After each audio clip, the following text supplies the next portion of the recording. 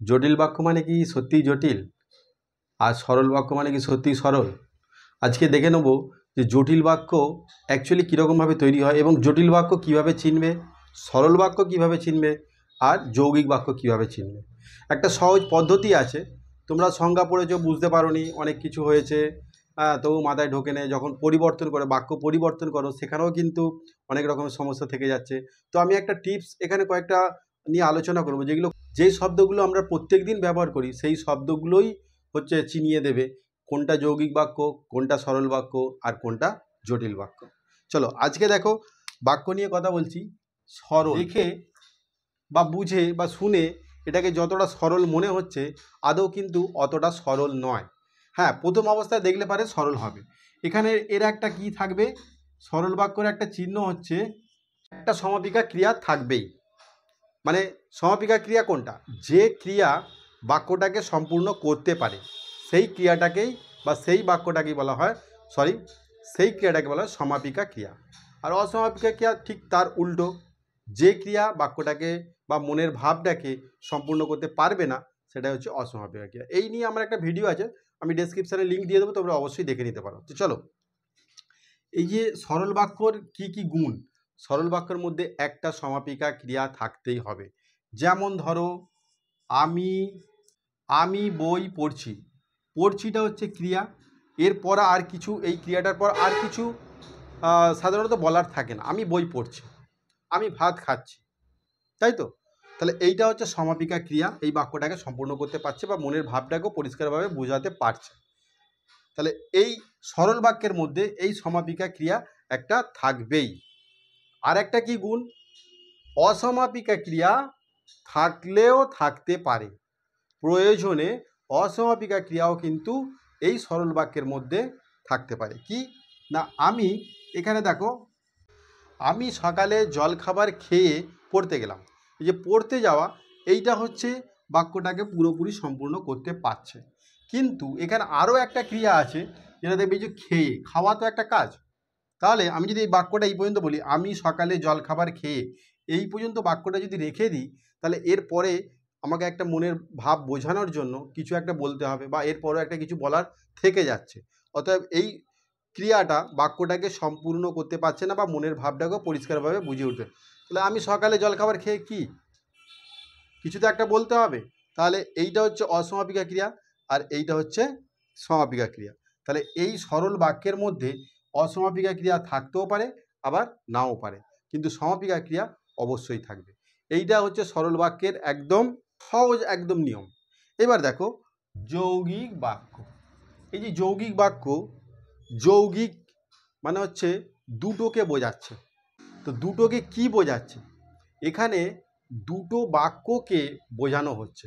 অর্থাৎ দুটো বাক্যকে কিভাবে বোঝানো হবে না, দুটো বাক্যকে একটা সংযোজন অব্যয় দিয়ে যুক্ত করা থাকবে, একটা সংযোজন অব্যয় দিয়ে যুক্ত করা থাকবে।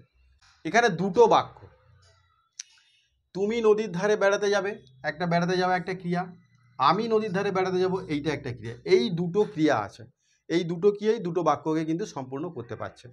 তাহলে এখানে দেখো দুটো বাক্যকে আমি একটা করে দেবো, দুটো বাক্যকে একটা করে দিলে পারে এখানে একটা যোজক পদ হিসাবে সংযোজন অব্যয় একটা প্রয়োজন হবে। তাহলে আমি কি করতে পারি, কিভাবে একটা করে দিতে পারি না, তুমি এবং আমি নদীর ধারে বেড়াতে যাব। দেখো দুটো বাক্যকে আমি কিন্তু একটা, তাহলে এই দুটো বাক্যের মানেও যা, আর এই একটা বাক্যের মানেও বা অর্থ একই। তাহলে এখানে আমি কি করেছি না, এই সংযোজন অব্যয় এবংটা দিয়ে এই দুটো বাক্যকে কিরকম শর্টকাটে জুড়ে দিয়েছি। তাহলে এবং, কিন্তু, আর বা অথবা, বরং, এইগুলো সব সংযোজন অব্যয়। এইগুলো দিয়ে যদি যুক্ত করা থাকে কোনো বাক্য, তাহলে কিন্তু তুমি চিনতে পেরে যাবে যে এইগুলো হচ্ছে যৌগিক বাক্য। তাহলে তুমি এবং আমি নদীর ধারে বেড়াতে যাব, এটা তো বললাম, যাব না, এই যে কিন্তু, তুমি আসলে না, আমি যাব না, এখানে দুটো বাক্য, তুমি আসবে না, আমি যাব না, দুটো বাক্য। এখানে কিন্তু এই অব্যয়টা দিয়ে কিন্তু যুক্ত করা হয়েছে, তুমি না এলে আমি কিন্তু যাব না। ঠিক আছে? বা এরকম হতে পারে, তুমি যাবে অথবা আমি যাব, তুমি যাবে অথবা আমি যাব।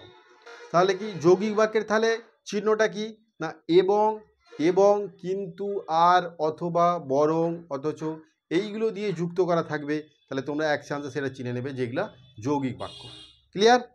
এই যে জটিল বাক্য, জটিল বাক্য কি সত্যি কি জটিল? অ্যাকচুয়ালি কিন্তু তা না। তোমাদের মনের মধ্যে অনেক রকমের দ্বিধা দ্বন্দ্ব থাকে, অনেক রকমের কনফিউশন থাকে যে এগুলো কীভাবে করবো, নির্ণয় করবো, কিন্তু খুব সহজ। জটিল বাক্য সময় দেখবে যে অনেকগুলো খণ্ড বাক্য থাকে, কমা কমা দিয়ে, এরকম কমা কমা দিয়ে অনেকগুলো খণ্ড বাক্য থাকে। আবার এর সহজ একদম উপায় হচ্ছে সাপেক্ষবাচক সর্বনাম। এই সাপেক্ষবাচক সর্বনামটা কি? এই সাপেক্ষবাচক সর্বনাম দিয়ে জটিল বাক্য কিন্তু তৈরি হয়। যেমন যেহেতু মেঘ ডাকছে, সেহেতু কি হবে? তাহলে যেহেতু মেঘ ডাকছে সেহেতু বৃষ্টি হতে পারে। তাহলে এই যে যেহেতু, সেহেতু, যখন তুমি এলে তখনই বাবা এলো, যদি তুমি আসো তবে আমি যাব, মানে এই রকম যখন তখন, যেহেতু সেহেতু, যদিও বা, তবুও বা, হ্যাঁ, যেমন তেমন, এই সব যে সাপেক্ষবাচক সর্বনাম, মানে একটার পরিপ্রেক্ষিতে আরেকটা যে সর্বনাম বসাতে হয়, অনেক সময় বসানো থাকে না কিন্তু একটা সর্বনাম থাকে, কিন্তু সেখানে তার পরের বাক্যটা যখন শুরু হবে তখন সেখানে একটা কমা দেওয়া থাকবে। তো সেইগুলো তোমরা দেখলে চিনতে পেরে যাবে যে এই সাপেক্ষবাচক সর্বনাম যদি যুক্ত করা থাকে কোনো বাক্যের মধ্যে, তাহলে তোমরা এটা এক চান্সে ধরে নেবে যে এইটা জটিল বাক্য। আশা করি বোঝাতে পেরেছি। তোমরা নির্ণয় করবে কি করে এইগুলো তোমাদেরকে চিহ্নিত করে দিলাম, কিন্তু তোমরা এবার বাক্যটাকে পরিবর্তন করতে হবে। বাক্যটাকে পরিবর্তন করতে হবে। ধরো যৌগিক বাক্যে আছে, জটিল বাক্য করতে হবে, বা যৌগিক বাক্য আছে, সরল বাক্যে করতে হবে। এইগুলো নিয়ে আমি পরের দিন একটা আলোচনা করব। আজকে এই পর্যন্ত ভিডিও থাক। আশা করি ভালো লেগেছে, আশা করি তোমরা বুঝতে পেরেছো। আর যদি বুঝতে পারো একটা লাইক আর সাবস্ক্রাইব করে দিও, বন্ধুদের মধ্যে শেয়ার করে দিও, যাতে তারাও একটু উপকৃত হয়। চলো আজকের মতো ভিডিওটা এই পর্যন্ত। থ্যাংক ইউ, ভালো থেকো সবাই।